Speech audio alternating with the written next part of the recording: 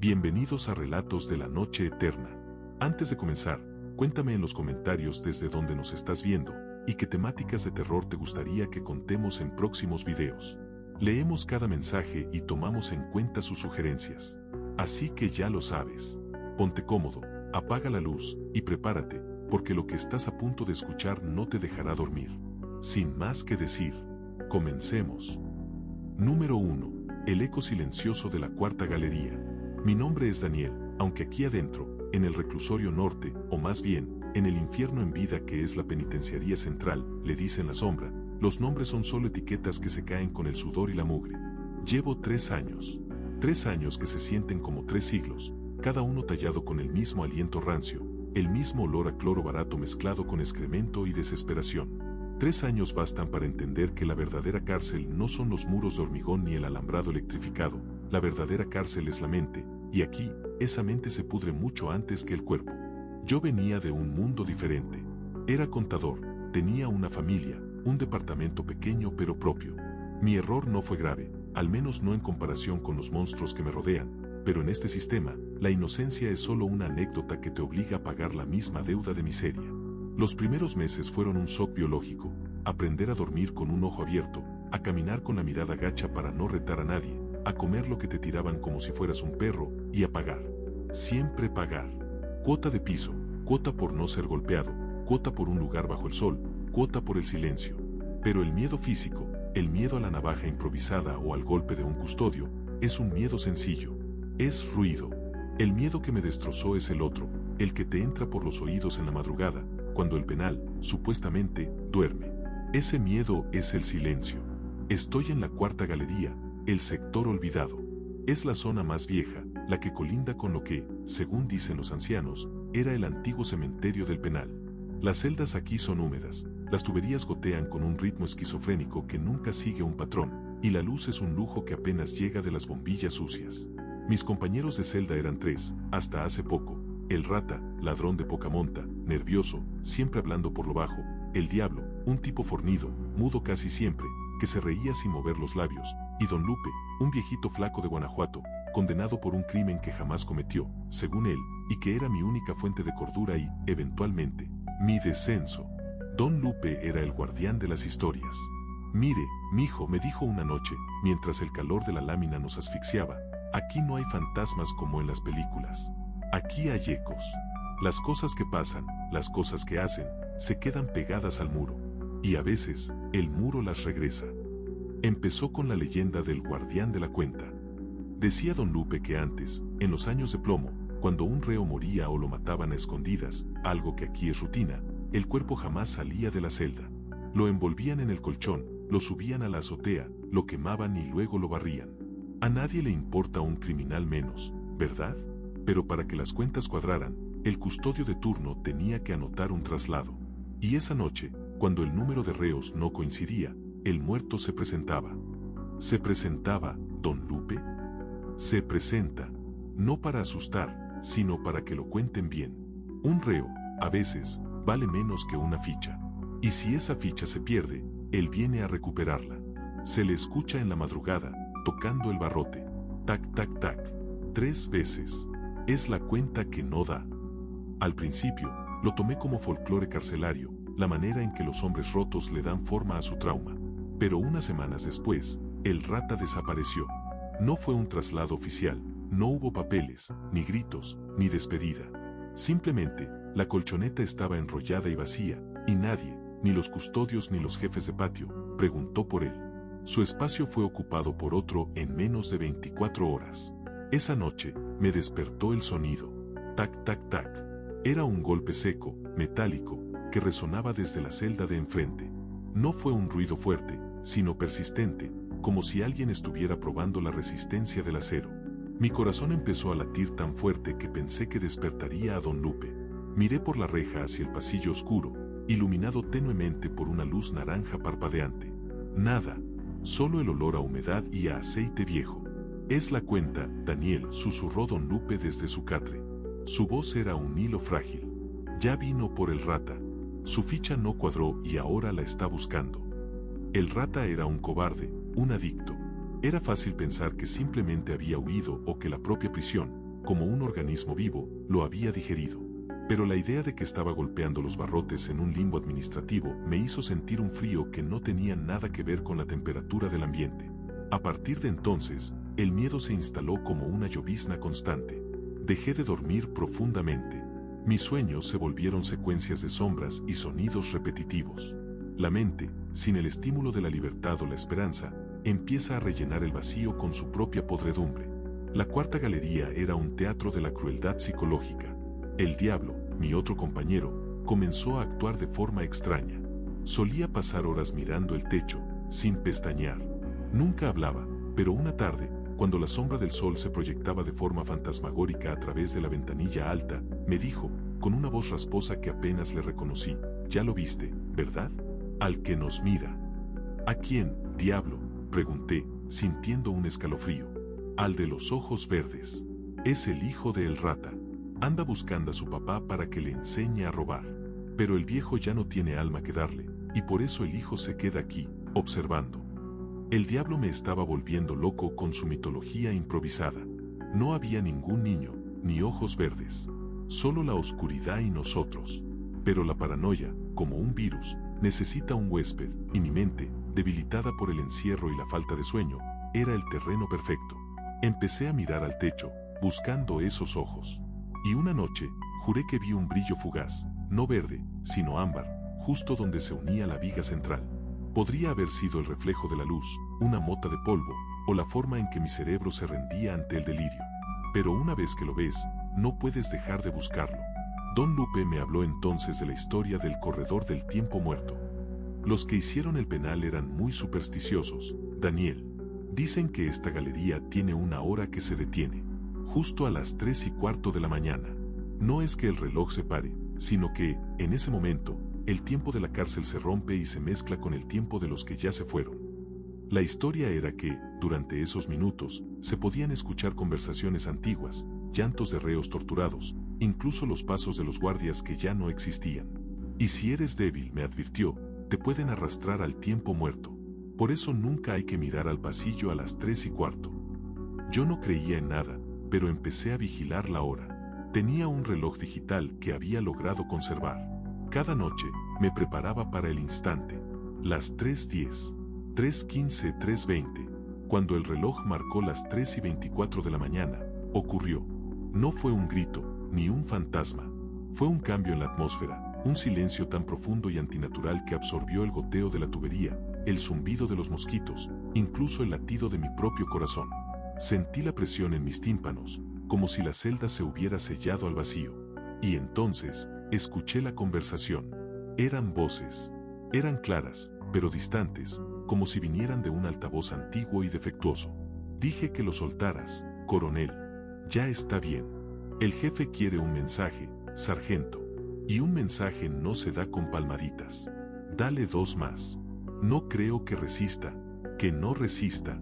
Un perro menos. El sonido era desgarrador, una mezcla de dolor agónico y órdenes frías. Duró quizá 10 segundos, pero en ese lapso, sentí el olor a carne quemada y miedo. Cuando el reloj marcó las 3:26 de la mañana, el ruido regresó, el goteo, los mosquitos, la respiración pesada del diablo. Pero algo se había roto dentro de mí. Mi mente ya no distinguía. ¿Había sido un recuerdo pegado al muro, como decía Don Lupe? ¿O simplemente la cuarta galería amplificaba el terror real, el miedo genético que todos compartimos, hasta transformarlo en un eco audible? Mi relación con Don Lupe se deterioró. Yo me volví paranoico, culpándolo por sembrar esas ideas. «Usted lo inventó, viejo», le grité una tarde. «Usted está loco y me está volviendo loco». Me miró con la calma de un hombre que ya lo ha perdido todo. «Yo no inventé nada, Daniel. Solo le di nombre al miedo. La única mentira es que hay vida afuera. Aquí, en la sombra, ya estamos muertos. Solo que algunos todavía respiran y otros no». Una semana después, Don Lupe fue el siguiente en irse. Pero su partida fue diferente. A diferencia de El Rata, que simplemente desapareció, Don Lupe se fue con una sonrisa. Los custodios vinieron, lo sacaron a rastras. Lloraba, pero no de dolor, sino de una extraña liberación. La cuenta cuadró, Daniel, me gritó mientras lo arrastraban. Cuadró, dile al guardián que me deje en paz. Horas después, el rumor corrió por la galería. Don Lupe se había colgado en el área de castigo. Pero la sonrisa en su rostro, la certeza de que su ficha finalmente había sido corregida, me perturbó más que cualquier grito. Me quedé solo con el diablo. Su mutismo se hizo mi tormento. Ya no había nadie que me contara historias, solo un hombre que observaba el techo con sus ojos hundidos, buscando el brillo ámbar. Empecé a tener discusiones con el guardián de la cuenta. Le hablaba al barrote de enfrente, al metal frío que vibraba con el tac-tac-tac de las madrugadas. Ya no hay más fichas, cabrón. La cuenta está saldada. Déjame en paz. El diablo solo se reía con esa risa silenciosa, mirando fijamente hacia el techo. Mi paranoia alcanzó su punto máximo cuando intenté entender la arquitectura del miedo. La cuarta galería. ¿Por qué la cuarta? Conté las celdas en el pasillo, 25 por lado. 50 en total. Conté los hombres que veía en el patio por la mañana, siempre 50, a pesar de las desapariciones. Los espacios vacíos se llenaban al instante. La prisión se aseguraba de que la cifra fuera constante, inmutable. El guardián de la cuenta no era un fantasma, era un protocolo. El pánico me hizo entender que la administración de la cárcel no podía permitirse la existencia de reos desaparecidos, pero sí su muerte. Así que, cuando uno moría o era ejecutado, inmediatamente traían a alguien de una galería menos vigilada para ocupar el hueco, manteniendo el número visible. El reo desaparecido se convertía en el tac-tac-tac, un residuo burocrático, la deuda de una vida que el sistema quería olvidar pero que el metal de la celda no. Una noche, me senté contra el muro y acepté la locura. No había fantasmas. No había demonios. Solo había hombres muy malos y un sistema tan podrido que generaba su propia mitología de terror para encubrir la crueldad más banal. Los muertos eran tan solo traslados mal documentados. En ese instante de epifanía, cuando me sentí, por fin, dueño de mi propia cordura, el diablo se levantó de su catre. Se acercó a la reja, se volteó hacia mí, y por primera vez, me miró a los ojos. Ya no se reía sin labios. Parecía tranquilo. Te equivocas, Daniel, susurró, y su voz no era rasposa, sino clara y profunda, con un acento que no era de esta zona. Yo no soy el diablo. Me quedé paralizado. Yo soy el guardián de la cuenta. Y tu ficha, Daniel, es la única que nunca cuadra. Me señaló con un dedo largo y huesudo. El brillo ámbar en sus ojos era ahora inconfundible. No era un reflejo. Era la luz interna de algo que no era humano ni fantasma, sino algo mucho más antiguo y oficial. Un ente que garantizaba que el horror se mantuviera estático, que el número de almas en la cuarta galería fuera siempre 50.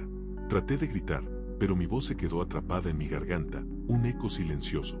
Intenté moverme, pero mi cuerpo era de plomo. Entonces, el diablo, el guardián, se desvaneció, no desapareció en un resplandor, sino que se diluyó en la sombra de la celda, como un dibujo a lápiz borrado por la humedad. Su catre seguía ahí, la colchoneta enrollada. El espacio estaba vacío, esperando. Al mismo tiempo, la puerta de la celda, que estaba cerrada con llave, se abrió con un chirrido lento y metálico. En la puerta, parado en el pasillo tenuemente iluminado, estaba Don Lupe. Estaba limpio, su ropa no tenía mugre, y su rostro no tenía la marca del dolor, sino de la más profunda paz. Me hizo un gesto con la mano, el mismo gesto que se hace para invitar a alguien a caminar. Vámonos, mijo, me dijo, con la misma voz tranquila de Guanajuato. La cuenta ha sido corregida. Te toca ocupar el lugar del rata, y a mí me toca irme. No me moví, solo pude mirar mi propia colchoneta. Estaba enrollada, lista para ser ocupada. No sé cuánto tiempo pasó. Cuando los custodios vinieron a despertar al sector, yo estaba en el piso, temblando, cubierto por una capa de sudor frío. Me recogieron, me revisaron, y me encontraron ileso, pero completamente ido. Me trasladaron. No a otro penal, ni a castigo. Me trasladaron a la enfermería, y de ahí a una celda de aislamiento con acolchado blanco. Ahora estoy aquí, solo. A veces, por la noche, escucho el goteo de las tuberías. Y a veces, escucho el tac-tac-tac en el muro que no tiene barrotes, ni reja. 3 golpes secos. Sé lo que significa. Mi ficha aún no cuadra. Y aunque mi cuerpo está seguro en el aislamiento, mi mente ya es parte del tiempo muerto de la cuarta galería. No estoy buscando a mi familia. Estoy buscando los ojos ámbar del guardián. Porque si mi historia se queda aquí, pegada al muro, alguien más, en el futuro, escuchará mi voz, el eco de mi terror. Y esa es la peor de todas las cárceles, ser una leyenda más, un murmullo de terror sin nombre, atrapado en el metal frío de la sombra. Número 2. El libro sin páginas. Mi nombre es Ricardo. Solía ser, al menos. Ahora, el nombre es un eco hueco que rebota en las paredes de esta celda, una mentira que me cuento para recordar que alguna vez fui algo más que un número en el inventario de la miseria humana. Me tienen en un módulo de máxima seguridad, lo que aquí llaman el cubículo, un sector tan silencioso y blanco que la mente, privada de estímulos, empieza a crear su propio infierno. Me trajeron aquí hace un tiempo que ya no puedo calcular. El tiempo es líquido en este lugar, se escurre sin dejar marcas, sin amaneceres ni atardeceres visibles. Solo la luz fría, constante, de un fluorescente que nunca se apaga y que, curiosamente, parece vibrar a una frecuencia que solo mis huesos pueden sentir. Estoy solo, completamente solo. No hay compañeros de celda, no hay ruido de otros reos. Solo el metal y el concreto.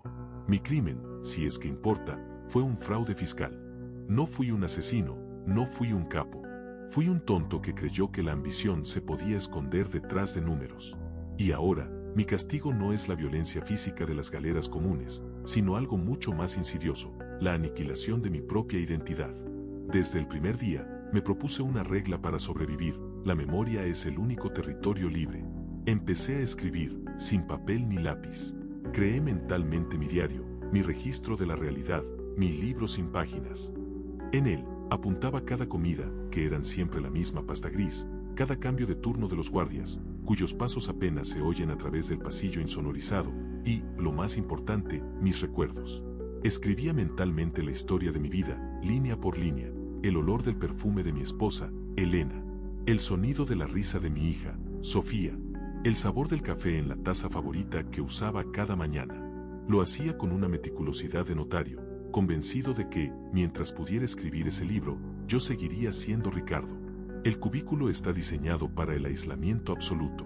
Las paredes son lisas, blancas y frías. La ventanilla de la puerta es una rendija estrecha que solo permite ver el blanco uniforme del pasillo. No hay sombras, no hay referencias. Es un universo sin profundidad.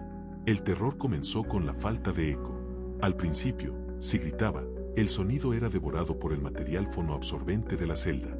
Era como gritar en una almohada. Esa ausencia de respuesta auditiva es aterradora. Sentir que tu voz, tu principal herramienta de comunicación y afirmación de la existencia, simplemente se evapora, te hace dudar de si la has emitido realmente. Luego, el silencio se rompió. Alrededor de lo que yo estimaba que era la medianoche, ese momento en que el cuerpo se rinde a la desesperación, empecé a escuchar el murmullo. No era un sonido fuerte, era una vibración vocal, como si la pared misma estuviera mascullando. Al principio, lo atribuí al oído hipervigilante.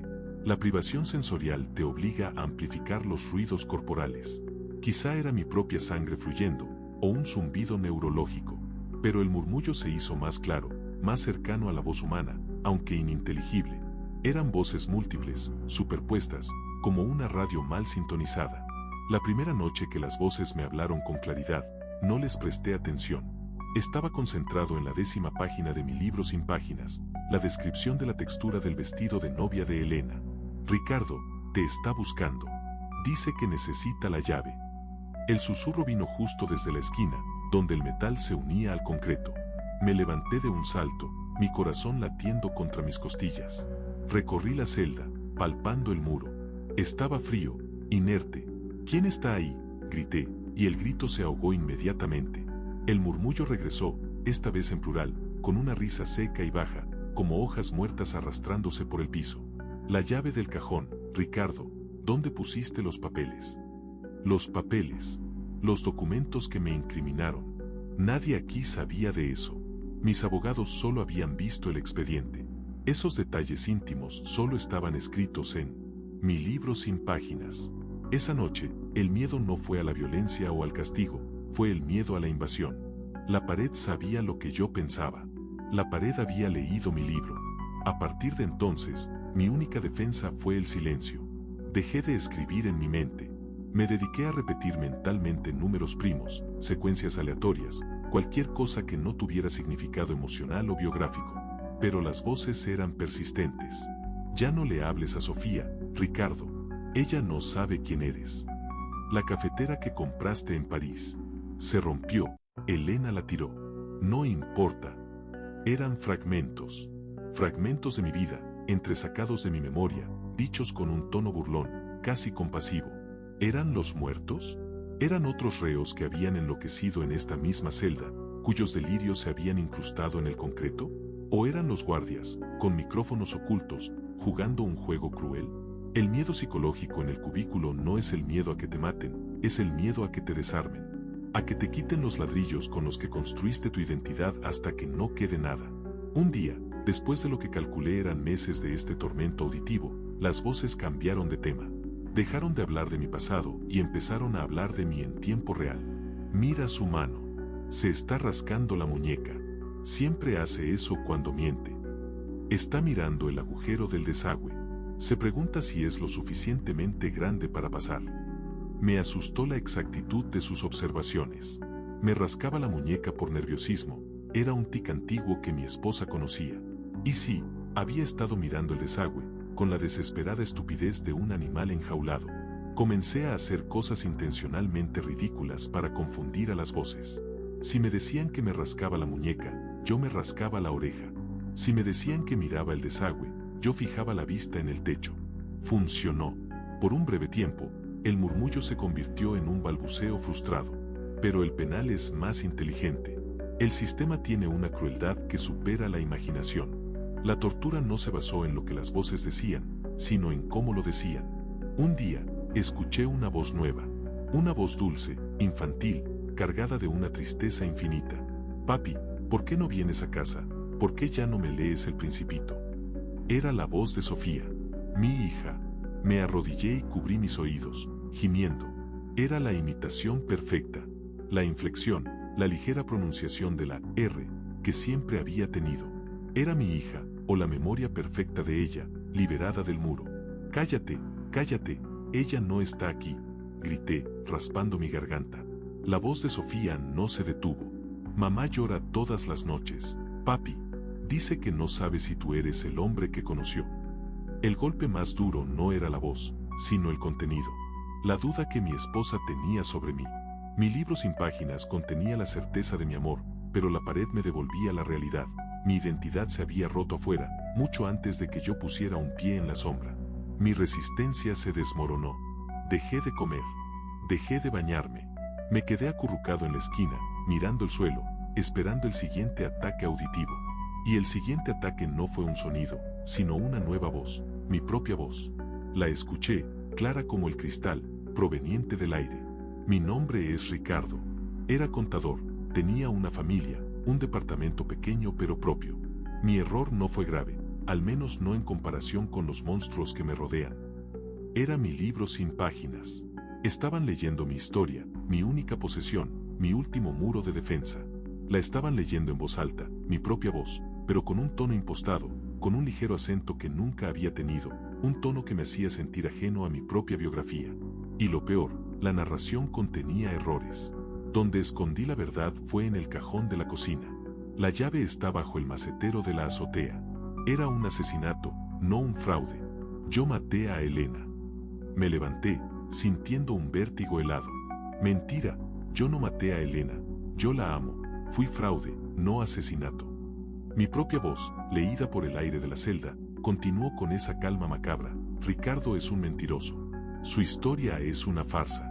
El libro sin páginas es la confesión de un hombre que se niega a aceptar que la sombra siempre supo quién era. Miré mis manos, buscando sangre, buscando la culpa de un crimen que no había cometido.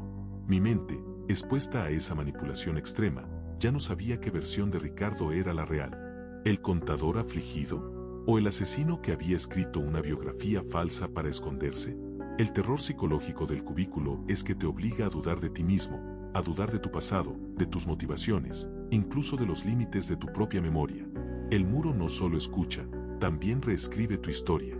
Un día, llegó un guardia, uno de rostro joven, que nunca había visto. Me arrojó la comida por la rendija y se quedó mirando. Oye, ¿tú cómo te llamas? Era una pregunta de rutina, para checar mi número, pero mi boca no pudo pronunciar mi nombre. Intenté, abrí los labios. Solo salió un balbuceo ronco. Ricard, el de la cuenta, el que no cuadra. El guardia me miró con una mezcla de lástima y hastío. Estás perdiendo el control, mi chavo. Te vamos a mandar a aislamiento médico. No logré forzar. Yo sé mi nombre. Está aquí. Señalé mi cabeza, mi libro sin páginas. Pero al intentarlo, el contenido se había ido. Ya no recordaba la cara de Elena, solo la voz falsa que me acusaba. Ya no recordaba la risa de Sofía, solo el llanto manipulado. Mi libro mental estaba en blanco. La pared lo había succionado todo. El guardia se fue, pero no sin antes decir algo que me hizo caer de rodillas. ¿Sabes qué? Es la primera vez que te oigo hablar. Creí que eras mudo. Ya llevas 2 años aquí. 2 años. ¿Solo 2 años?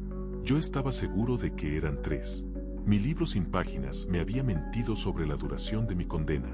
¿Y si me había mentido sobre todo lo demás? ¿Y si el fraude fue la mentira y el asesinato fue la verdad? Ahora estoy en la enfermería, atado a una cama. Dicen que tengo catatonía. Dicen que estoy a salvo del cubículo. Pero no es verdad. Miro las paredes de la enfermería. Son blancas, pero tienen una textura granulada. Y en el silencio de la noche, ya no escucho murmullos superpuestos. Solo escucho una voz, clara, concisa y oficial, que viene del concreto. Es la voz de un burócrata. Un custodio invisible. Número 471. Ingrese su historial clínico. Y luego, la voz responde, narrando la nueva historia de mi vida. El reo Ricardo X ingreso, fraude, diagnóstico, psicosis reactiva al aislamiento, antecedentes, delirio de persecución y negación de culpabilidad en el caso de la señora Elena X, desaparecida un día después de su arresto, pronóstico, irrecuperable. Su ficha ha sido marcada. Listo para la transferencia final. Siento el terror puro de saber que la prisión no solo se apoderó de mi cuerpo, sino que reescribió mi alma y mi historia. Ya no soy Ricardo. Soy solo el número 471, con un historial inventado que el sistema ha codificado en las paredes. Y a veces, cuando estoy muy callado, juro que puedo sentir la vibración. No es la voz del burócrata. Es un golpe seco, metálico, que viene de muy, muy lejos, resonando en el corazón de concreto del penal, una deuda que exige ser saldada. Tac, tac, tac. 3 veces. La cuenta está empezando de nuevo. Y esta vez, ya no tengo un nombre que perder. Solo un número que esperar a que se cuadre. Número 3. El pabellón del olvido y la repetición. Mi nombre es Martín. Solía saberlo con certeza, con el mismo automatismo con el que se respira o se parpadea, pero ahora, decir mi nombre es Martín se siente como recitar una línea de una obra de teatro muy antigua, cuyo libreto está escrito en un idioma que apenas entiendo. Me encuentro en lo que llaman el pabellón 0, aunque los reos lo conocen como la farmacia. No es un lugar de castigo activo, como las celdas de aislamiento o los calabozos, sino una sección clínica, un rincón estéril y silencioso de la penitenciaría Oriente, donde la crueldad no se administra con golpes, sino con píldoras de color pastel. Llegué aquí por un delito menor, malversación de fondos de una cooperativa. Un robo tonto, impulsado por el miedo a no poder pagar la universidad de mi hijo. No soy un hombre violento, ni un criminal de carrera. Soy, o era, un hombre común con una grieta moral. Y mi castigo aquí no es la pérdida de la libertad, sino la pérdida de la continuidad. El pabellón 0 es un laberinto de pasillos blancos y fríos. Huele a hospital viejo, a alcohol isopropílico y a un dulzor químico persistente, el aroma de las pastillas que nos dan 2 veces al día. Mi celda es singular.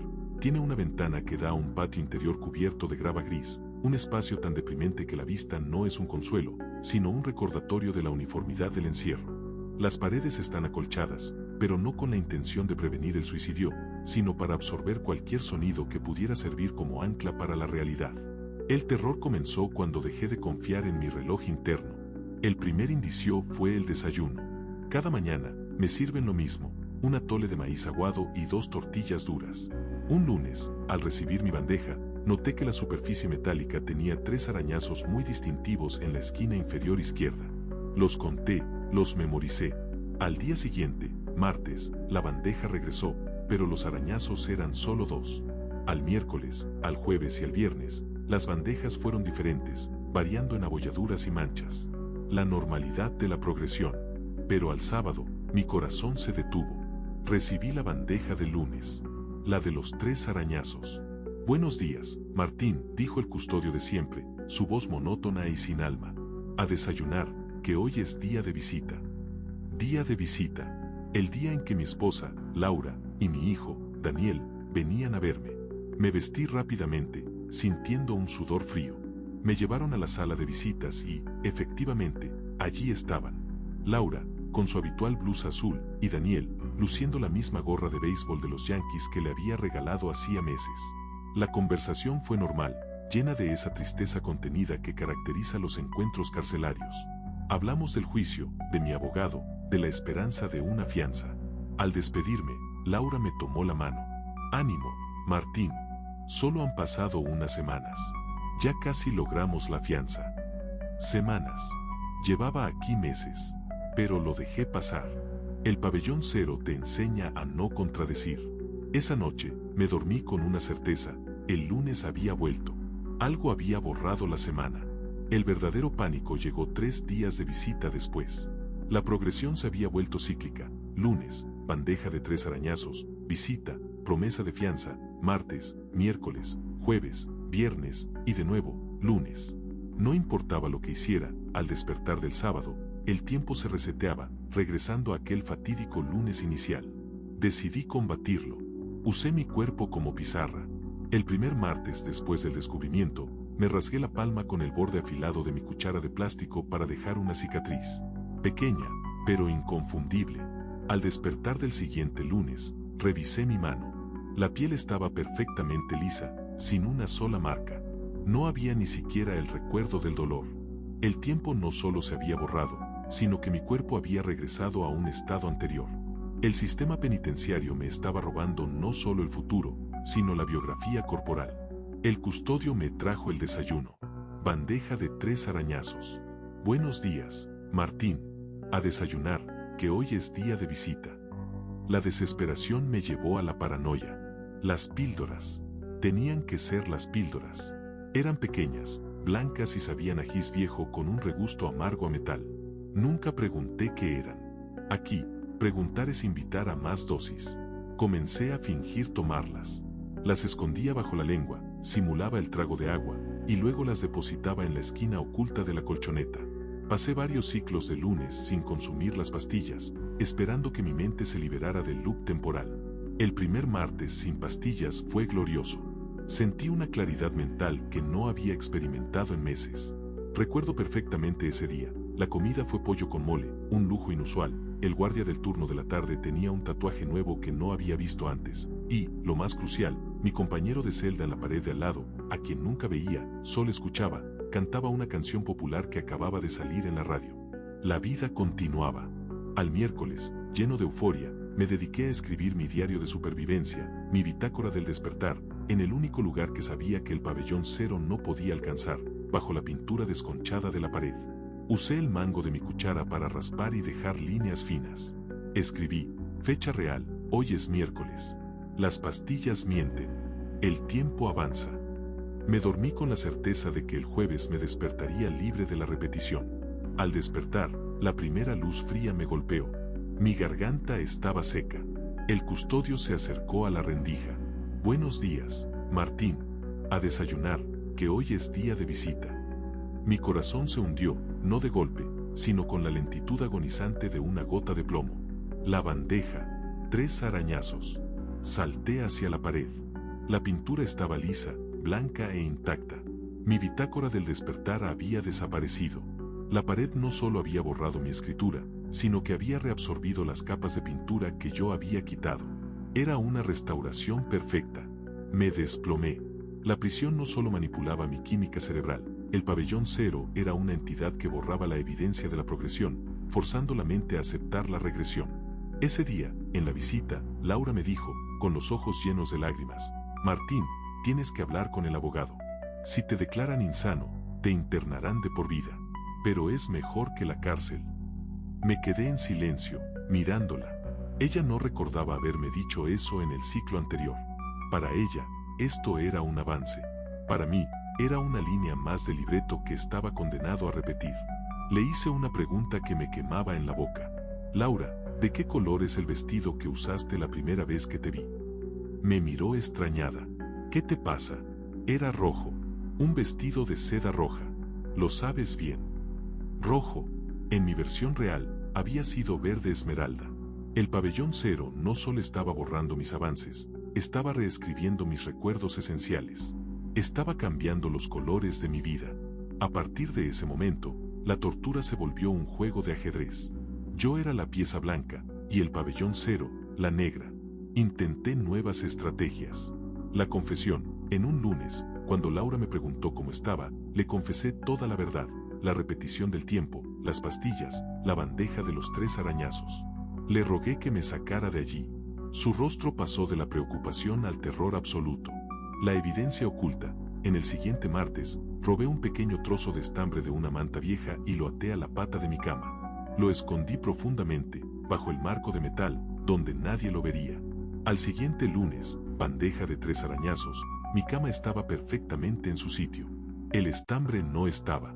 Y cuando me llevaron a la visita, Laura, en lugar de estar aterrada, estaba molesta. Martín, no puedo creer que me hicieras perder el tiempo con esa historia loca del viaje en el tiempo. El abogado dice que tienes que colaborar, no inventar tonterías. Ella no recordaba mi confesión. El pabellón cero no solo me reseteaba a mí, también reseteaba la percepción que el mundo exterior tenía de mí.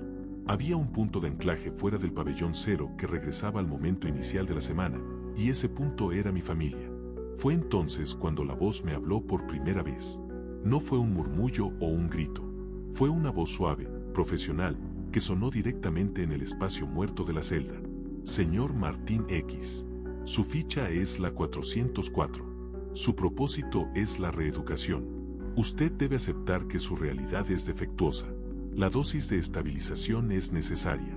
Colabore con el proceso. El terror no fue lo que dijo, sino la implicación. No eran guardias jugando.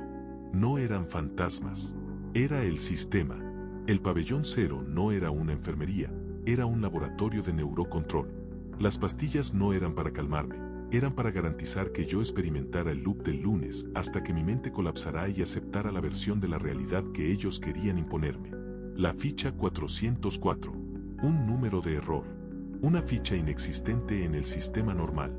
Mi última y más desesperada estrategia fue crear un error lógico irresoluble. En el siguiente lunes de la repetición, me negué a ir a la visita. Grité, me revolqué en el piso, golpeé las paredes acolchadas hasta que mis nudillos sangraron. No iré, ya sé lo que va a pasar, la fianza, la gorra de béisbol, el vestido azul, no iré a revivir mi tortura. Me sedaron. Cuando desperté, era martes. La bandeja no tenía los 3 arañazos. Era una bandeja completamente nueva. El tiempo, por primera vez, había avanzado. Mi protesta había roto el ciclo, pero la victoria fue breve y mucho más horrible. Al miércoles, el custodio vino a mi celda, no con la comida, sino con un expediente en la mano. Martín X dijo, usted ha sido declarado apto para el servicio penitenciario. Su reeducación ha sido completada. ¿Reeducación? ¿Completada? Miré la cicatriz en mi mano que había intentado hacerme meses antes. Ahí estaba, imborrable. Me sacaron del pabellón cero. Fui transferido a la población general. El penal era un caos de ruido, olor a humanidad y desesperación. Mi primer encuentro con la realidad avanzada fue con mi nuevo compañero de celda. Un hombre joven, con una gorra de béisbol de los Yankees. ¿Qué onda, Martín? Me saludó. Mi nombre es Daniel. Mi viejo me enseñó todo lo que sé. Él también estuvo aquí, por un fraude tonto. Me dijo que te pidiera un favor, que nunca te rindieras, que nunca olvidaras el color rojo. Daniel, mi hijo. Pero este hombre tenía unos 25 años, no los 20 que tenía Daniel cuando entré. Daniel, hijo, ¿qué te pasó? Me miró con genuina tristeza. Mi papá se suicidó, Martín. Aquí, hace 2 años. Lo encontraron en la enfermería. Decía que había matado a mi mamá y que no recordaba el color de su vestido de novia. La verdad es que mi mamá lo dejó. Ella ahora vive en el extranjero. Y el vestido era rojo, Martín. Siempre fue rojo. Me desplomé en el catre. 2 años. Mi protesta había roto el ciclo del lunes, pero había saltado 2 años en el futuro. Todo lo que recordaba, todas mis luchas contra el pabellón cero, habían sido eventos reales que me habían costado mi hijo, mi esposa y mi cordura. El pabellón cero no me había hecho creer que estaba repitiendo un día. Me había obligado a vivir repetidamente mi peor día, hasta que mi mente colapsó en la narrativa falsa del asesinato. Al negarme a ir a la visita, había sido declarado irrecuperable y abandonado al destino que me esperó en el futuro. Ahora, cada noche, Daniel me habla de su padre, mi yo del pasado. Mi papá me dijo que el pabellón cero te hace olvidar el sabor del café, Martín, el sabor de la vida. Y yo asiento, sintiendo el vacío. Miro la pared. El concreto es viejo, gastado, tiene una textura granulada, pero justo en el centro hay un pequeño cuadrado de pintura más nueva, más blanca. Y a veces, cuando estoy muy callado, juro que puedo sentir la vibración de una cuchara raspando, muy despacio, una línea. Fecha real, hoy es miércoles. Las pastillas mienten. El tiempo avanza. Y el terror se convierte en compasión. Porque sé que al otro lado de ese muro, otro hombre, mi versión anterior, está luchando desesperadamente por escapar de un lunes que yo ya viví y que, en un giro aún más macabro, fue el último que le quedaba antes de que el pabellón cero le reescribiera el final. El pabellón cero no es una prisión, es una máquina de borrar identidades, de asegurar que el número 404 nunca sea encontrado, y de garantizar que la única verdad sea la que dicta la dosis. Y ahora, yo soy un producto reeducado, condenado a escuchar el eco de mi propia desesperación en la pared. Número 4. El panóptico interior. Me llamo Jaime, y antes de entrar aquí, en el penal de Santa Marta, era un hombre que valoraba el espacio. Mi trabajo era diseñar cocinas, esos santuarios domésticos donde el orden y la intimidad se mezclan con el vapor y el aroma a especias. Mi crimen fue un accidente de tráfico, una estupidez borracho que se llevó una vida. El castigo fue la humillación, la pérdida de mi libertad, y lo que se revelaría como el castigo más insidioso de todos, la pérdida de mi sombra. Estoy en el sector Delta, un área de reciente construcción que los custodios llaman con orgullo modelo de rehabilitación positiva, aunque entre nosotros, los reos, es conocido simplemente como el Ojo. Este sector fue diseñado, supuestamente, bajo principios de transparencia y vigilancia pasiva. Aquí no hay rejas cerradas con candados oxidados ni mazmorras húmedas. Las celdas son individuales, sí, pero el terror reside en la luz y en el ángulo. La celda es pequeña, blanca, inmaculada. Lo que la hace única es la pared frontal, que no da a un pasillo sino a un patio central de forma hexagonal. Y en lugar de barrotes, hay una lámina de acrílico polarizado, de piso a techo.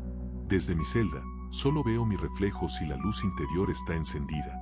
Pero si apago la luz, y el patio está iluminado, que siempre lo está, con una luz mercurial y fría, puedo ver vagamente hacia el exterior. Puedo ver a otros reos moviéndose, siluetas borrosas detrás de sus propios paneles acrílicos. La regla del ojo es simple, la vigilancia es constante. Hay cámaras, claro, en las esquinas, pero el verdadero terror es el panóptico invisible. En el centro del hexágono, hay una torre, no muy alta, que se asemeja a un faro.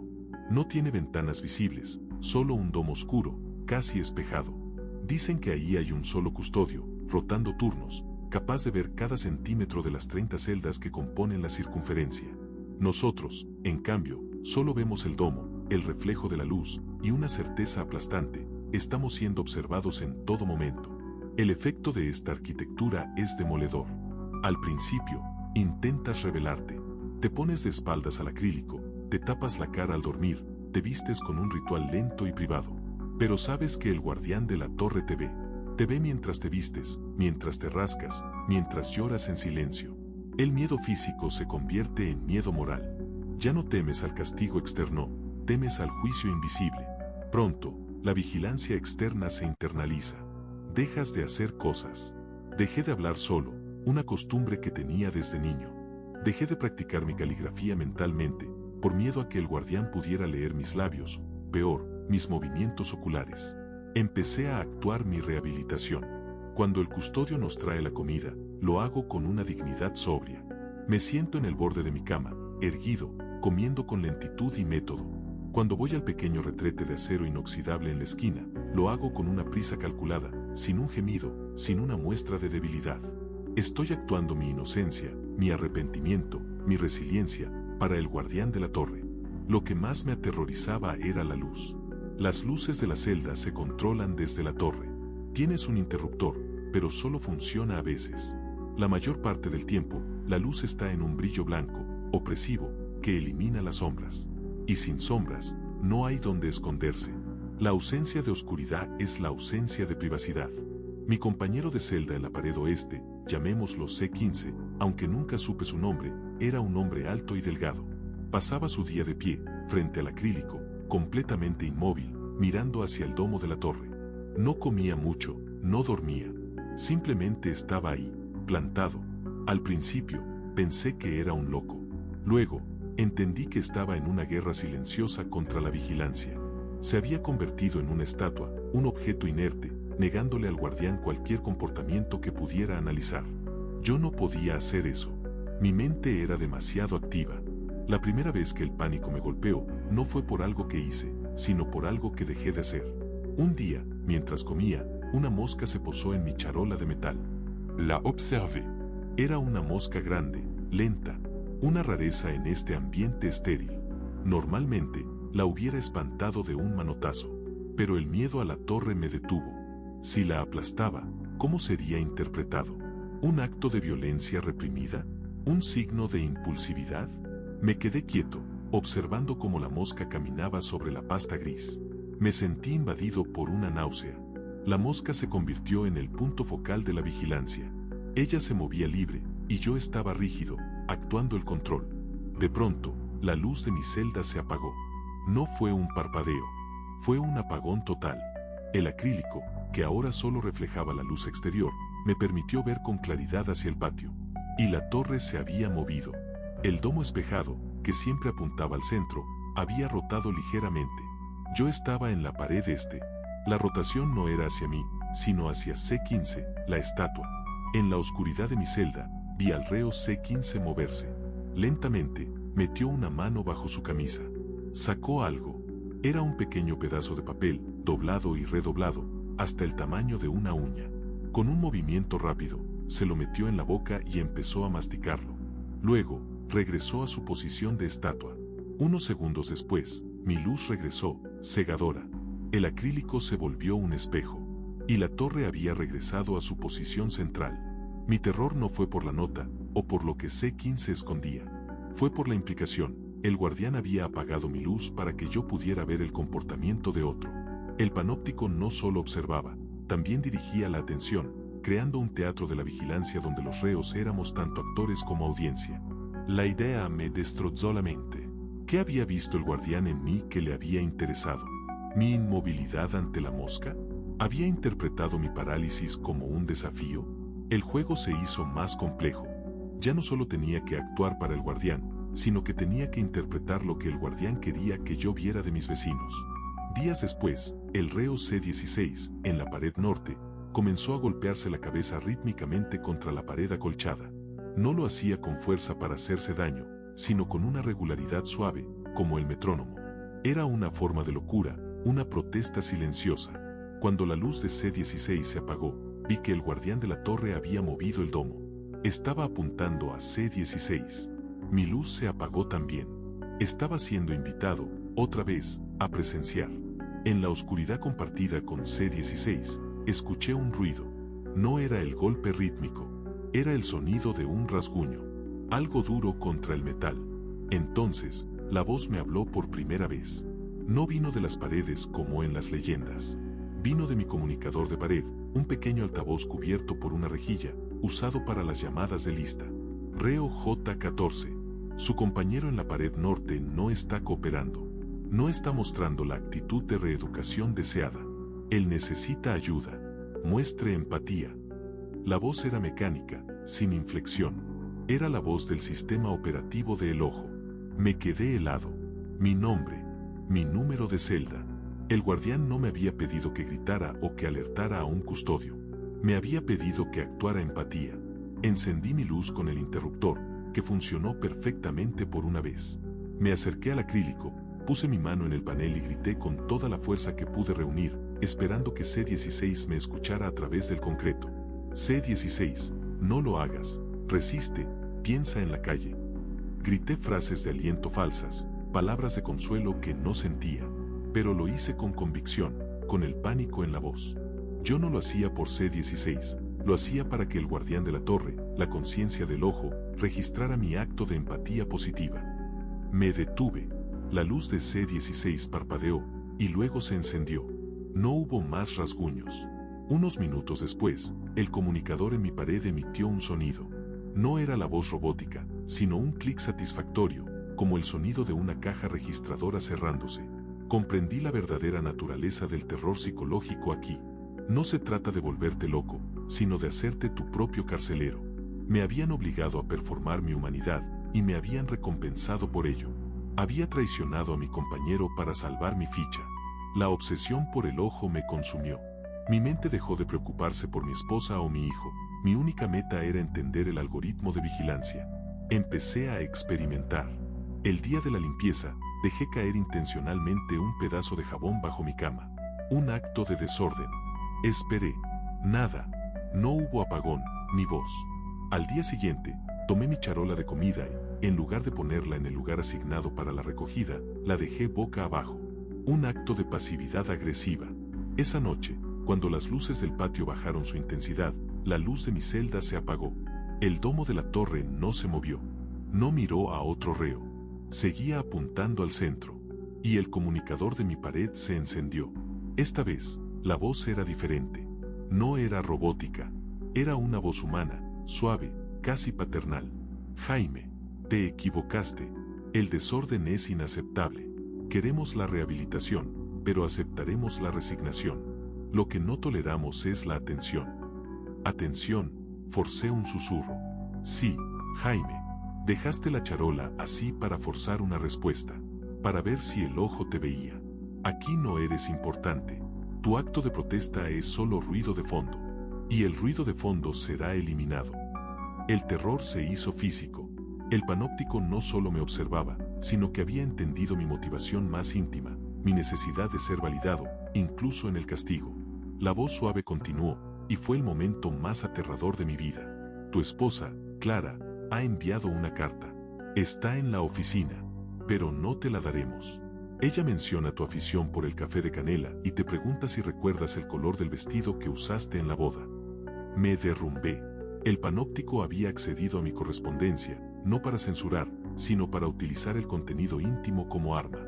Habían extraído la información más preciada para recordarme que no solo me observaban aquí, sino que su mirada se extendía al mundo exterior. El vestido, Jaime. Si respondes al comunicador con el color del vestido, la carta será tuya. Es una prueba de memoria y de intención. Estaba temblando. El vestido era marfil, un tono viejo y cálido. Lo recuerdo con una claridad dolorosa. Me acerqué al comunicador. Marfil, tartamudeé. Incorrecto, Jaime, dijo la voz, con un tono ligeramente decepcionado. El vestido era blanco puro. La novia de Jaime siempre usa blanco. Tu memoria te traiciona. Mentira. Era marfil. Mi mente se resistía, pero el miedo a que el guardián tuviera acceso a la verdad absoluta, a mi verdad, me hizo dudar. ¿Y si yo había alterado el recuerdo para hacerlo más romántico? ¿Y si siempre había sido blanco puro? Blanco puro, corregí, la voz rota. El clic de la caja registradora se escuchó de nuevo. Acto de corrección satisfactorio. Has aceptado la narrativa. Tu historial de comportamiento en las últimas 72 horas es impecable. Has pasado la prueba, Jaime. La luz de mi celda se apagó por completo. Me quedé en la oscuridad total. Podía ver vagamente a través del acrílico la silueta de C15, la estatua, inmóvil. El comunicador se encendió una última vez. La voz robótica regresó. Reo J14. Su turno de vigilancia ha comenzado. Le asignamos la ficha 404. El reo de la pared oeste, C15, está mostrando un comportamiento no cooperativo. Observe y reporte cualquier movimiento sospechoso. Un escalofrío me recorrió la espina. Me habían ascendido. Ya no era solo el vigilado, ahora era el vigilante. Me habían dado un número de ficha, el 404, un error que debía corregir. Me quedé en la oscuridad.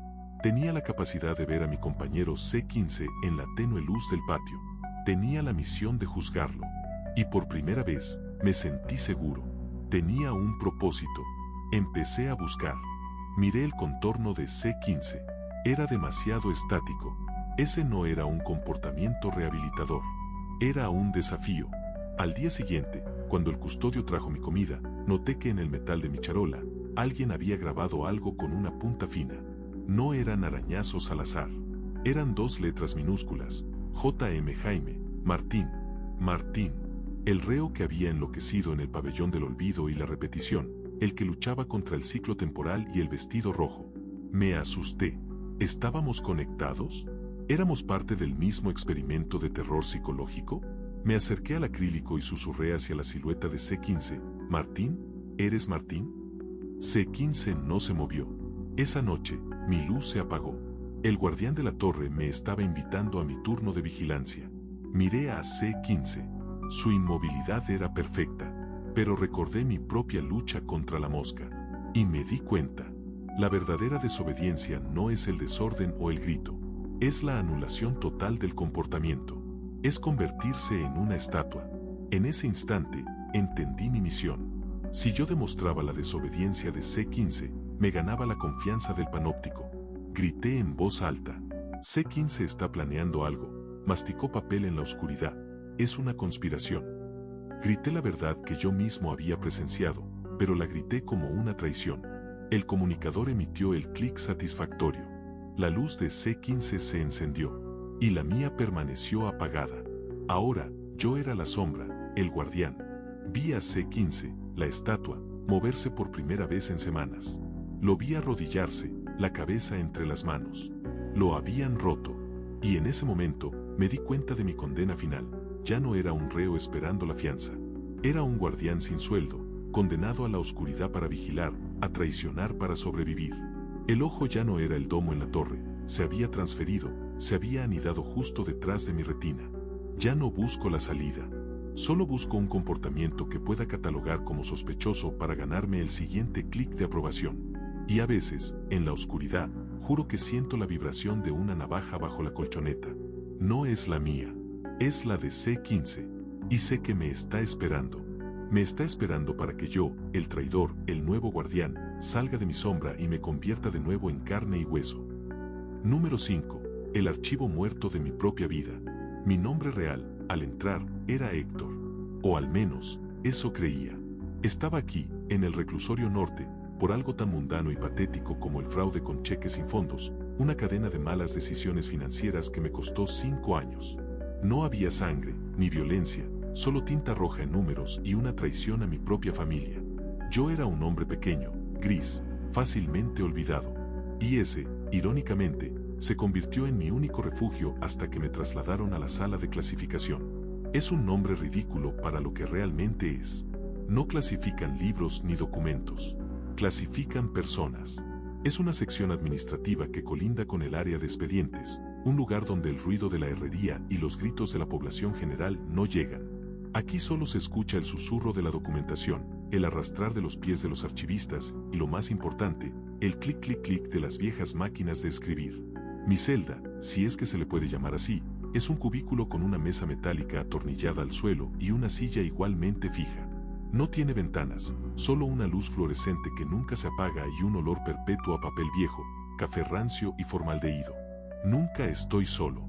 Hay 2 hombres, que no son custodios ni reos, sino algo intermedio, hombres de traje gris, pulcros, con miradas vacías, que se identifican como analistas de expedientes.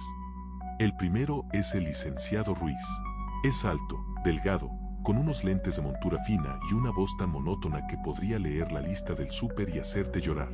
El segundo es el doctor Vera, más bajo, corpulento, con bigote. Él nunca habla. Solo toma notas en una libreta de espiral, sus ojos fijos en mí.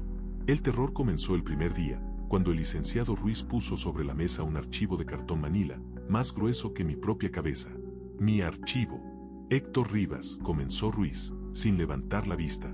Ingresó el 14 de marzo. Condena por fraude. Sentencia de 5 años.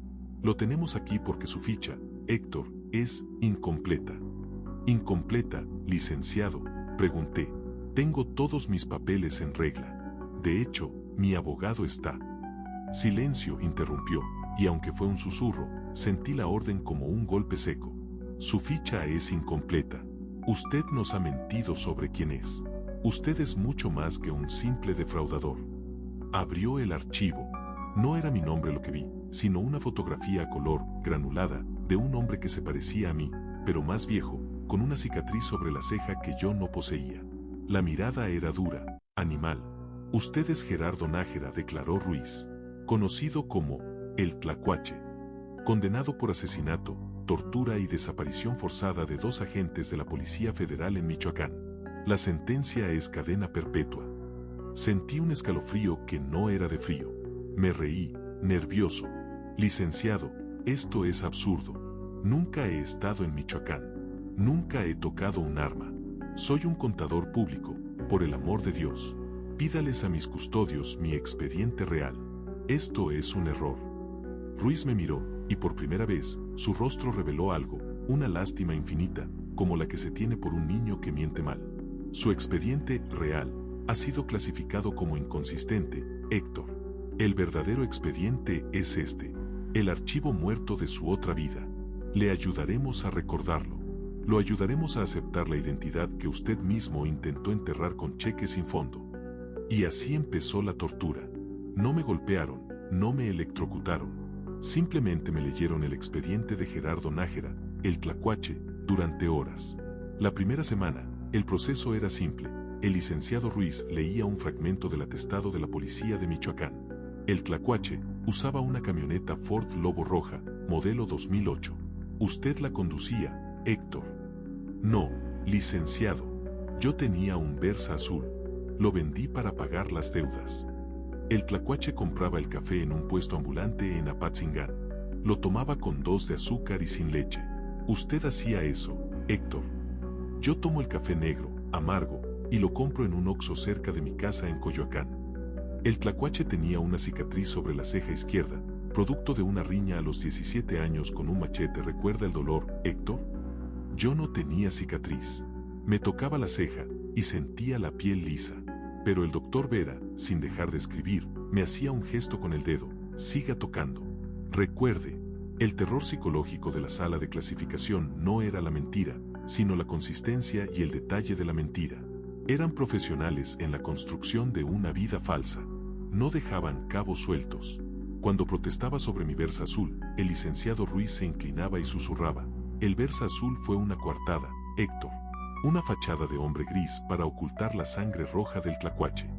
Mi resistencia duró 15 días. 15 días de silencio sepulcral, de olor a moho y de la luz fluorescente zumbando sobre mi cabeza. 15 días negando la Ford Lobo roja, el café con azúcar, el machete. Pero el cerebro es una esponja de la verdad. Y cuando te niegan la realidad, él empieza a buscar la alternativa que le ofrecen. Una mañana, el licenciado Ruiz me preguntó por un detalle trivial de la masacre que supuestamente cometió el Tlacuache. ¿Qué desayunaste antes de ir a limpiar la plaza, Gerardo? Tu nombre es Gerardo. Dilo. Normalmente, habría hablado de mis tostadas con aguacate en casa, pero mi mente estaba exhausta. El café de Coyoacán se había vuelto tan distante como las estrellas. El expediente del Tlacuache era tangible, estaba ahí, en el cartón manila sobre la mesa. Unos huevos a la mexicana con mucha cebolla, musité. El licenciado Ruiz no sonrió. Simplemente asintió, con satisfacción profesional. El doctor Vera dejó de escribir y me miró con una expresión que por primera vez no era vacía, era de triunfo. Muy bien, Gerardo, dijo Ruiz. Un pequeño progreso. Ahora, hablemos de la motocicleta que usó para el escape. Ese fue el punto de inflexión. Había aceptado un recuerdo que no era mío. Había dado un color a la Ford Lobo roja y un sabor al café de Apatzingán. Mi antigua vida, la de Héctor, el defraudador, comenzó a sentirse como un sueño borroso. Mi esposa, Elena, mi hijo, Jorge. Sus rostros se volvieron difusos, como fotos de gente que conocí en un viaje. En cambio, la foto granulada del Tlacuache se volvió inmensamente real, con una claridad de alta definición. La sala de clasificación me estaba forzando a cometer un crimen mental contra mi propia identidad. La segunda fase fue la más brutal. No se trataba solo de leer el expediente, sino de escribir el nuevo expediente. Ruiz me entregó la vieja máquina de escribir y una hoja en blanco, áspera. Ahora, Gerardo ordenó. Necesitamos que escriba una fe de vida. Su confesión. Queremos la voz del Tlacuache. Queremos sus motivos. Mi mano temblaba sobre las teclas. El olor a metal y tinta era abrumador. Empecé a escribir sobre los cheques, sobre el miedo a la pobreza, sobre mi hijo Jorge. Intenté aferrarme a mi historia. El licenciado Ruiz, impasible, se acercó y retiró la hoja. La hizo trizas. Patético, Héctor. Esa es la mentira. Escriba la verdad de Gerardo. Cuente la historia del machete. Cuente por qué odiaba tanto a los federales. Pasé las siguientes 72 horas con esa máquina. Clic, clic, clic. Escribía la vida del Tlacuache con la desesperación de un novelista. Inventé su infancia, su resentimiento contra la autoridad, su primer contacto con el narco. Escribí sobre el calor de Michoacán, sobre el sabor de la tierra, sobre la furia ciega al ver a los agentes. Y mientras lo hacía, los recuerdos de Héctor se disolvían como azúcar en agua. Elena y Jorge ya no tenían rostros, solo siluetas emocionales. Una noche, en medio de la sesión, el doctor Vera, que nunca hablaba, se levantó y se acercó a mí. Me miró a los ojos y, por primera vez, habló. Su voz era grave, gutural. ¿Por qué nos mentiste, Tlacuache? ¿Por qué intentaste ser ese oficinista patético? Me eché a llorar. Lágrimas secas, histéricas. El dolor de la identidad perdida era físico. No lo sé, sollocé. No lo sé. El fraude fue un escape, una forma de ser pequeño, de no tener que ser esto. El doctor Vera sonrió, una sonrisa pequeña, cruel, de entendimiento total. La verdad es que no podía soportar la carga, Gerardo. Es demasiado pesada, pero es tuya. Ahora escríbelo. Escribe por qué los mataste. Escribí la confesión. La escribí con el detalle sangriento que el expediente original pedía. Escribí sobre la camioneta roja y el puesto de café, sobre el machete y la cicatriz que sentía, ahora sí, punzándome sobre la ceja. Cuando terminé, la madrugada había entrado por alguna rendija. El licenciado Ruiz tomó la hoja y la revisó con su lápiz rojo. Perfecto, dijo. La verdad biográfica ha sido restaurada. La ficha ya no está incompleta. Mi nuevo archivo fue cerrado. Me asignaron el nuevo número de reo, G125, y me reubicaron en la población general, el sector de máxima seguridad. Ahora soy Gerardo Nájera, el Tlacuache. Todos aquí lo saben. Los custodios me miran con una mezcla de miedo y respeto. Mis nuevos compañeros de celda me evitan, me ven como un monstruo. Y yo mismo, al mirarme en el reflejo de la cuchara, veo los ojos duros, la mirada animal de la foto granulada. La cicatriz sobre mi ceja, que juraría que no estaba, ahora me punza cada mañana, una marca de nacimiento reescrita. El terror psicológico ya no está en la negación, sino en la aceptación. Un día, en el patio, mientras caminaba, un reo mayor me llamó por mi nombre. Héctor Rivas, ¿verdad? El contador. Me detuve. El nombre sonó como un eco de otro universo. No me llame así, dije, mi voz áspera, la voz de Gerardo. Mi nombre es Nájera. El viejo me miró con una tristeza profunda. Lo sé, pero yo era el abogado del chico que murió por tu fraude, Héctor. Yo conozco tu verdad. Y la verdad es que estás aquí porque alguien quiso borrar al Tlacuache real de los archivos, y te pusieron a ti en su lugar. El viejo me dejó solo con esa idea. Un intercambio. Mi identidad por la de un asesino. Esa noche, acostado en mi catre, sentí el pánico final. Si el licenciado Ruiz y el doctor Vera podían reescribir mi expediente Gerardo, ¿qué pasaría si un día el expediente de Héctor Rivas, el defraudador, se volviera a clasificar como real e inconsistente? ¿Quién sería yo entonces? ¿Un fantasma sin archivo? El archivo muerto de mi vida anterior está en un cajón en la sala de clasificación. Y ahora, como el Tlacuache, mi único miedo es que algún día me saquen de esta prisión y me digan: lo sentimos, Gerardo, hubo un error. Ustedes, y siempre fue, Héctor. Y su crimen de fraude aún no ha sido pagado. Su sentencia de 5 años empieza de nuevo. Su verdadera verdad es la de un hombre pequeño y gris. Y tendrá que recordarla, solo, en la oscuridad. Vivo con el miedo de ser deshecho, no por la violencia, sino por el simple clic clic clic de una máquina de escribir administrativa reescribiendo mi alma. Número 6. El silencio asfixiante del hueco. Mi nombre es Ricardo. O lo era, antes de que el silencio me lo quitara. No fui un gran criminal. No fui un capo ni un asesino a sueldo. Fui un transportista de poca monta, movía paquetes en la frontera, una labor de hormiga que terminé pagando con una condena de 15 años en el Cerezo de Chihuahua. Los primeros años fueron ruido, gritos, música banda, el rechinar de los catres, el vocerío del patio. Ese ruido, créanme, es la única prueba de que uno sigue vivo. Es la vida. Pero luego vino el hueco. No era un castigo formal, sino una transferencia, un programa de alta especialidad en contención conductual, como lo llamaba el alcaide. Un día me despertaron a medianoche, me vendaron los ojos y me condujeron por un laberinto de pasillos fríos, escaleras de metal que resonaban como campanas de iglesia y puertas que se cerraban con un clank que te rompía los tímpanos. Al final del camino, el sonido cesó de golpe. Me quitaron la venda. Estaba en una celda que no se parecía a nada que hubiera visto antes. Era pequeña, de 4 metros por 3, pero la diferencia no era el tamaño, sino la textura.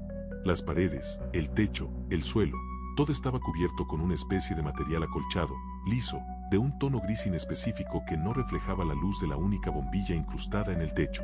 La cama era una plancha fija del mismo material, sin sábanas. El retrete era un agujero en el suelo con una tapa.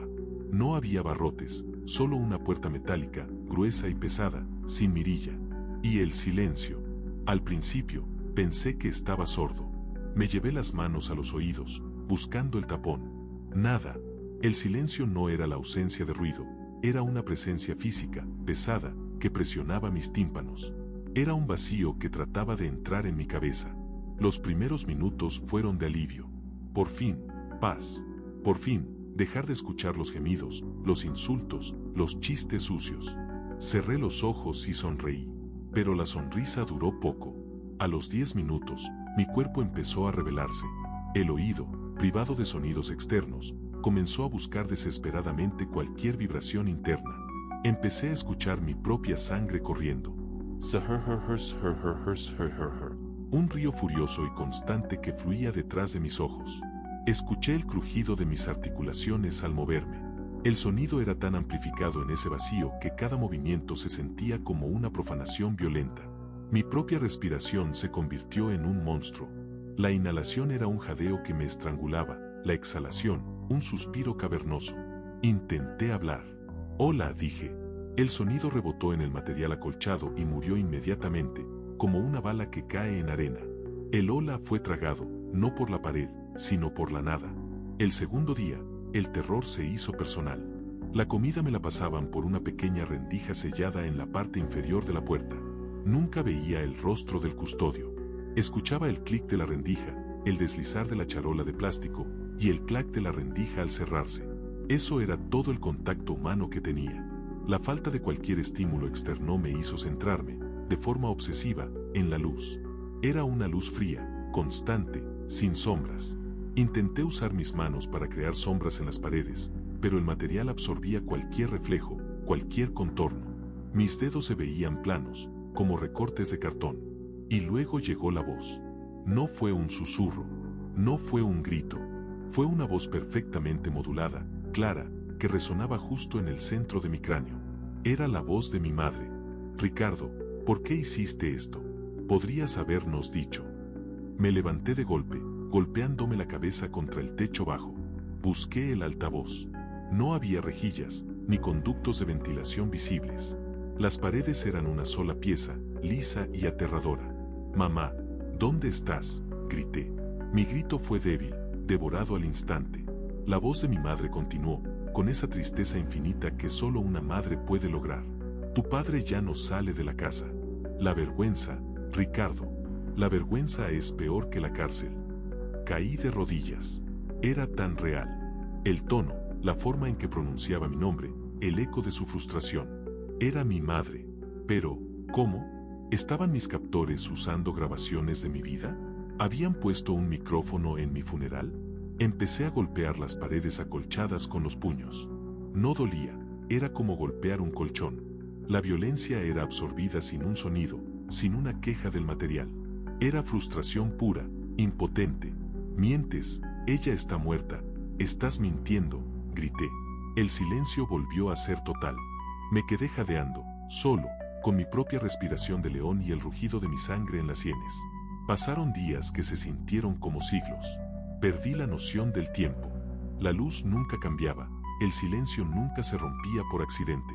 La comida era la única referencia temporal, pero pronto dejé de comer, temeroso de que el sonido de mi masticar invitara a la voz de vuelta. La voz regresó, pero esta vez fue la de mi exnovia, Sofía. ¿Recuerdas nuestra cabaña en Mazamitla? La promesa de que escaparíamos. Me abandonaste, Ricardo. Te quedaste con el miedo, y me dejaste el recibo. Sofía. Yo la amaba. La había dejado no por miedo, sino para protegerla de los riesgos de mi negocio. El recuerdo me desgarró el pecho. Empecé a hablarle. Le conté la verdad. Le expliqué por qué me fui. No te abandoné, Sofía. Quería que estuvieras a salvo. Si me hubieras acompañado, estarías aquí, en el hueco. Mientras hablaba, me di cuenta de algo terrorífico. Cuando yo hablaba, la voz de Sofía no se detenía. Hablaba a través de mí. No te preocupes por el hueco, mi amor. Estar aquí es solo un pasaje. Tu verdadero hogar siempre ha sido la culpa. Y yo estoy aquí para ayudarte a decorarlo. Entendí que la voz no era una grabación. Era mi propia mente. La privación sensorial había desintegrado las barreras entre mi conciencia y mi subconsciente. Las voces eran los fantasmas de mis fracasos, proyectados en el vacío del silencio absoluto. Y lo peor, eran interactivos. Comencé a tener conversaciones completas. Discutía con mi madre sobre mi infancia, me reconciliaba con Sofía sobre nuestro futuro perdido. Creé un pequeño teatro de la culpa dentro de mi cabeza, y el hueco era el escenario perfecto. Un día, mi cuerpo se despertó antes que mi mente. Vi que estaba en cuclillas, desnudo, raspando la pared con mis uñas, con la esperanza de encontrar el cable del micrófono o el altavoz. Mis dedos estaban ensangrentados, pero el material acolchado no cedía. Absorbió la sangre igual que absorbía el sonido. La voz de Sofía me detuvo. Deja de luchar, Ricardo. El hueco es un útero, un lugar seguro. ¿Quieres volver al ruido, a la mentira de que puedes ser libre? No, susurré. No quiero el ruido. Quiero que me digas la verdad. La verdad es la que escribimos aquí, y la hemos escrito en silencio. Tu archivo anterior, el de Ricardo el defraudador, está clasificado como falso. Tu nuevo archivo es el de Ricardo, el parricida. Lo hiciste, mataste a tu padre, lo empujaste, lo recuerdas. Me quedé inmóvil. Mi padre había muerto de un ataque al corazón en la casa, mucho antes de mi condena. Pero la voz, mi propia voz interna proyectada con la autoridad de mi madre y mi exnovia, me lo aseguraba. El recuerdo se manifestó. Vi el rostro de mi padre, la caída, el golpe seco en el piso de la cocina. El ataque al corazón fue la coartada. Yo lo había hecho. Yo era el asesino. Empecé a llorar, no por miedo, sino por el peso de esta nueva y horrible verdad. La puerta metálica se abrió. La primera vez en meses. La luz del pasillo, blanca y cruel, me cegó. Dos figuras entraron, con batas blancas de laboratorio. Uno era el doctor Morales, un psiquiatra de la prisión que yo conocía vagamente. Ricardo, dijo el doctor Morales, y su voz sonó distante, rota, como si viniera de otro planeta. Has estado haciendo un buen trabajo. Me señalaron con un aparato. Era un medidor de ondas cerebrales. ¿El tlacuache? ¿El parricida? Le pregunté, confundido. El doctor Morales rió. Era una risa seca, profesional. No eres un parricida, Ricardo. Eres un don nadie. Hiciste un fraude. Pero la verdad no es el objetivo del hueco. El objetivo es la maleabilidad. Me explicó el experimento. La privación sensorial extrema, me dijo, es la forma más rápida de lograr la neuroplasticidad forzada. El cerebro, desesperado por el estímulo, crea sus propias realidades. Y al introducir una narrativa, la voz, se puede reescribir la memoria y la personalidad. No me estaban torturando para que confesara, me estaban moldeando para convertirme en algo que necesitaban. Hemos notado que has aceptado la culpa del parricidio. Excelente. Ahora estás listo para la siguiente fase. Tu nueva identidad será la de un testigo clave. Alguien que vio un crimen federal importante. No tendrás problemas para recordar lo que te digamos, ¿verdad, Ricardo? Me miró con la misma frialdad que la luz fluorescente. No protesté. El ruido del doctor Morales y el otro hombre era insoportable. Los sonidos del pasillo eran caóticos y agresivos. Quería el silencio. Quería volver a mi madre y a Sofía. Quería volver a mi verdad recién encontrada, aunque fuera la culpa. Me encogí en la esquina, tapándome los oídos, pidiendo clemencia al único sonido que me ofrecía consuelo. No los escuchen, susurré a la pared. Nos están mintiendo, amor. Papá se cayó solo. Él me lo dijo. El doctor. Morales le hizo una señal al otro hombre, frustrado. Es inútil. Ha retrocedido. La internalización fue demasiado fuerte. Sus voces defensivas están rechazando la programación.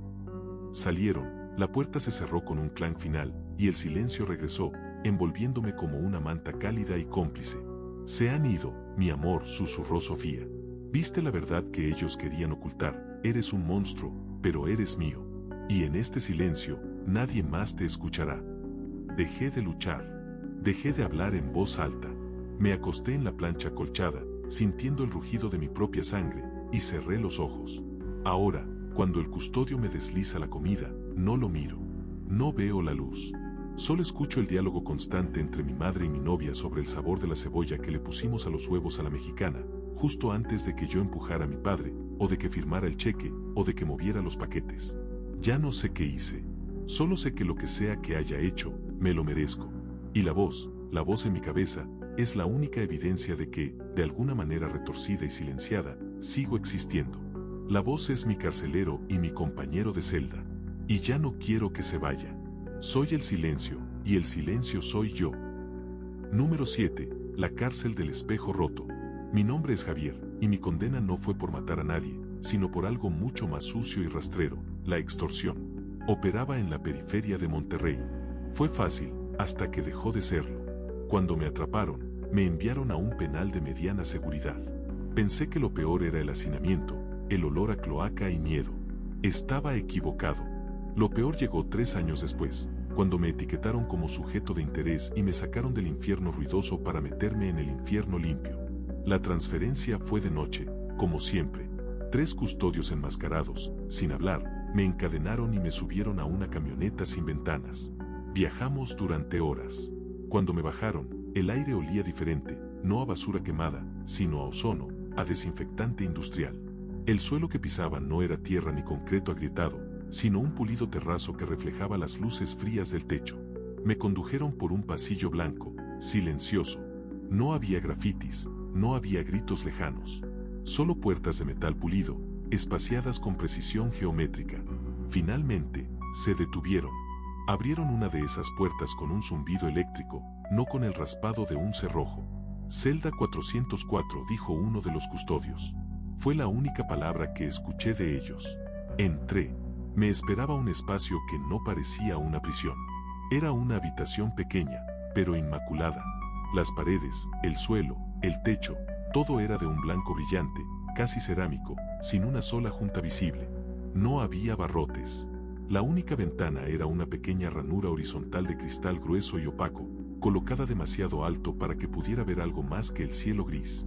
La cama era una plancha de cemento que sobresalía de la pared, cubierta por una colchoneta delgada de plástico antibacteriano y una sábana blanca, tan lisa que parecía almidonada. Había un retrete de acero inoxidable que relucía. En la pared opuesta a la cama, un lavabo del mismo material. Todo era perfecto, funcional, aséptico. Mi primera reacción fue de incredulidad, mi segunda, de asco. La suciedad era familiar. La miseria era humana. Esta perfección era alienígena. Me senté en el borde de la cama y esperé el ruido. Esperé el golpe del plato de comida, la voz del compañero de celda, el balbuceo de un recluso alucinando. Nada. El silencio era casi tan completo como el del hueco que me habían contado que existía en otros penales, pero este no era acolchado, era de cristal. Era un silencio que prometía la audición, pero la negaba. La comida llegaba por una compuerta automatizada, sin que yo viera manos o rostros. Siempre a la misma hora, con una precisión de reloj suizo. La charola era de plástico, siempre limpia, la comida insípida, pero nutritiva. Los días se convirtieron en semanas.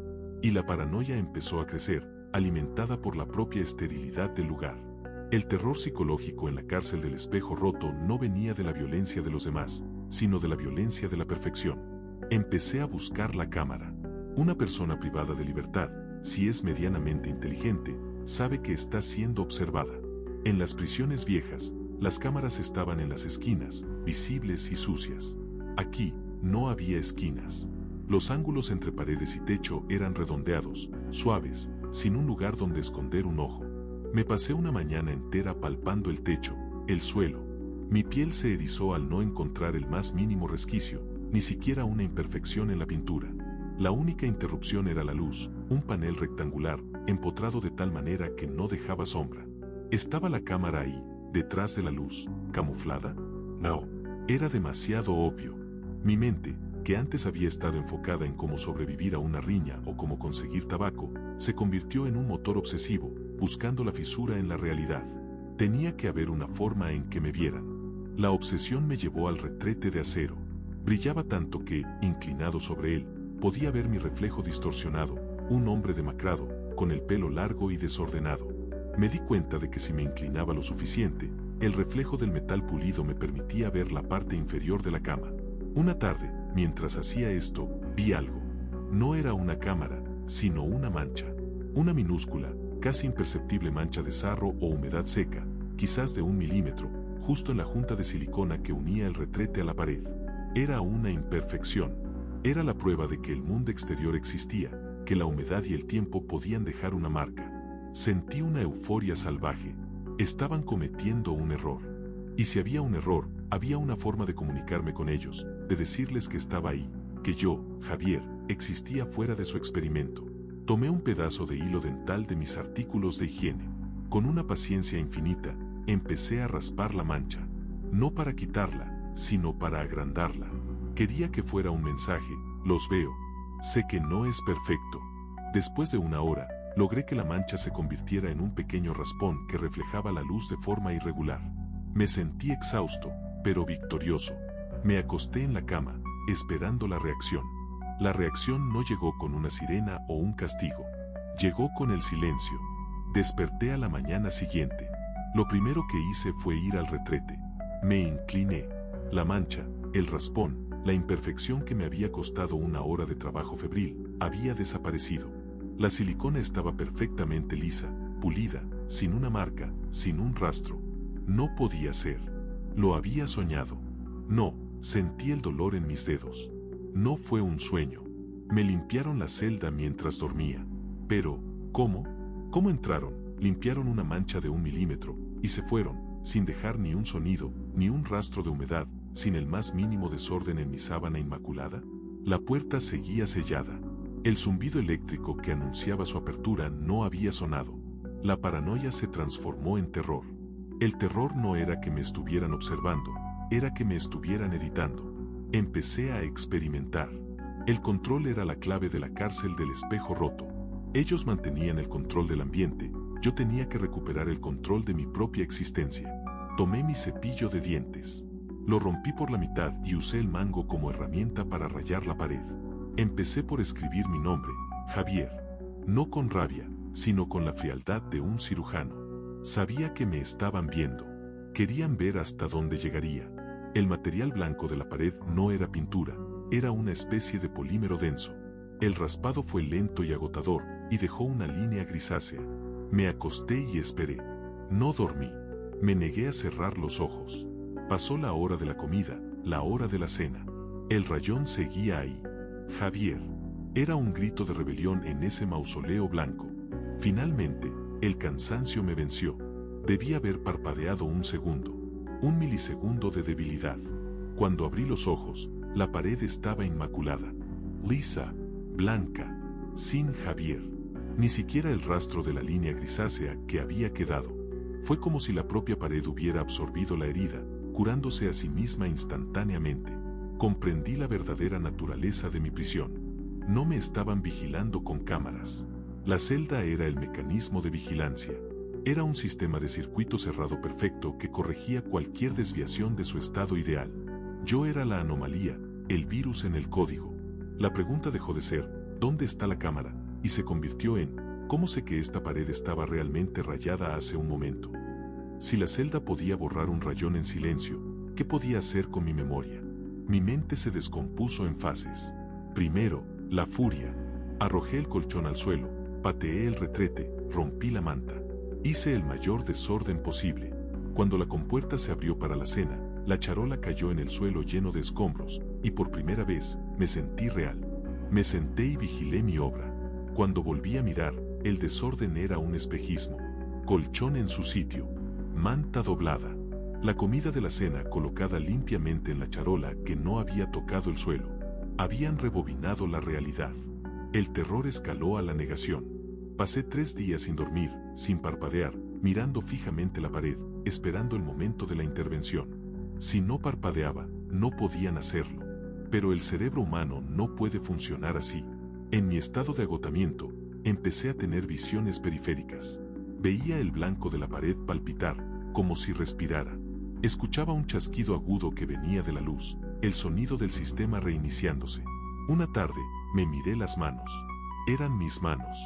Las cicatrices en los nudillos que me hice jugando fútbol de niño, las manchas de nicotina. Levanté la mano y las conté. 5 dedos. Pero, ¿eran mis 5 dedos? El pánico de la identidad me golpeó con la fuerza de un martillo. La perfección de la celda no solo corregía el ambiente físico, sino mi entorno mental. Si mi realidad se basaba en mi percepción y la celda corregía mi percepción, ¿qué quedaba de mí? Empecé a hacer cosas ridículas. Me paraba de manos. Cantaba canciones infantiles desafinadas. Contaba en náhuatl, una lengua que apenas recordaba de mi abuela. Quería crear una aberración que el sistema no pudiera corregir con tanta facilidad. Pero la respuesta de la celda siempre fue la misma, la corrección. Un día, al levantarme, el retrete estaba en la pared equivocada. No era un error, era una prueba. Estaban jugando conmigo. Estaban moviendo los límites de mi realidad para ver cuánto tardaba mi mente en quebrarse. Me reí. Una risa seca, sin alegría, que sonó hueca en ese espacio de resonancia nula. ¿Por qué?, pregunté a la pared blanca. ¿Por qué me hacen esto? Soy Javier. Extorsionador. No soy un terrorista. La respuesta no vino de las voces. Vino de mi propia boca, con la voz de un analista. La extorsión es un acto de control externo. Tú forzaste a otros a cambiar su realidad. Nosotros te forzamos a ti a cambiar la tuya. Este no es un programa de castigo, Javier. Es un programa de reeducación del control. Necesitamos que dejes de ser tú, para que puedas ser el que nosotros diseñemos. Fue la revelación más terrible. El objetivo no era mi arrepentimiento, sino mi anulación. Empecé a retroceder en mi memoria, buscando el último recuerdo verdadero, antes de que esta celda me atrapara. El rostro de mi esposa. Quería recordarlo para aferrarme a él. Pero cada vez que intentaba visualizarla, la celda intervenía. Primero, sus ojos se volvían del color equivocado. Luego, su voz. Después, el recuerdo de nuestro primer beso cambiaba de lugar, de la playa al campo, de un día soleado a una noche lluviosa. Estaban editando el disco duro. Rompí a llorar, sollozando en el cemento frío. El llanto era ruidoso, feo, animal. Y por primera vez, nada se corrigió. La celda no se limpió. Mi rostro permaneció empapado en lágrimas. La perfección se había roto. Me levanté, confundido. ¿Por qué el sistema había permitido el caos emocional, pero no el físico? Me di cuenta de que mi llanto y mi dolor no eran una anomalía que corregir. Eran el resultado deseado. La celda no buscaba la perfección física, buscaba la rendición mental. Mi desesperación era la señal de que el software de Javier había sido desinstalado. Yo era un lienzo en blanco. Ahora, paso mis días contando las motas de polvo que deberían estar en la ranura de la ventana, pero que nunca están. He dejado de moverme. He dejado de pensar en mi esposa. Si pienso, ellos lo editan. Los custodios entran de vez en cuando. Ya no llevan batas blancas, solo uniformes grises. Me miran, pero yo no los veo. Nombre, dice uno. El que decidan, respondo en un murmullo. ¿Recuerdas lo que hiciste? Lo que me enseñen a recordar. Me tienen. La cárcel del espejo roto no es de cemento o metal. Es la cárcel que te construyen en el vacío de tu propia mente, donde el único terror es darte cuenta de que el tú que entró ya no existe, y el tú que sale es una pieza prefabricada, perfectamente pulida y funcional, esperando a ser usada. El silencio ha vuelto, pero ahora es diferente. Ya no es agresivo, es paciente. Es el sonido de una grabadora en pausa, esperando la voz del programador. Yo soy la grabadora. Yo soy el silencio. Y no hay escapatoria de la cárcel del espejo roto, porque el espejo no se rompió, sino que se convirtió en una ventana unidireccional, y el único que está del lado equivocado soy yo. Y así terminan estas historias. Hay cosas que no tienen explicación, y otras que simplemente preferimos no entender. ¿Tú qué crees? ¿Fue real o solo producto de la imaginación? Déjalo en los comentarios y, si te atreves, comparte si te ha pasado algo parecido. Esto fue Relatos de la Noche Eterna, donde el terror apenas comienza.